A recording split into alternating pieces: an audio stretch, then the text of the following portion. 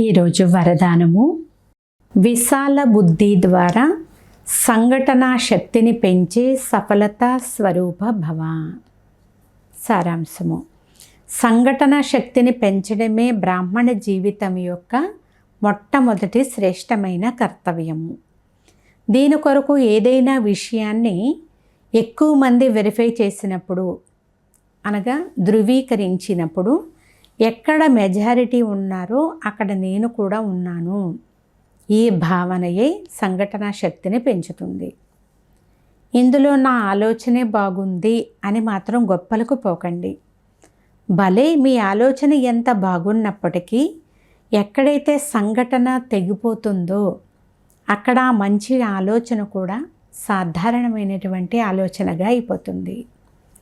ఆ సమయంలో మీ ఆలోచనను త్యాగం చేయాల్సి వచ్చినా ఆ త్యాగంలో కూడా భాగ్యమే ఇమిడి ఉంటుంది.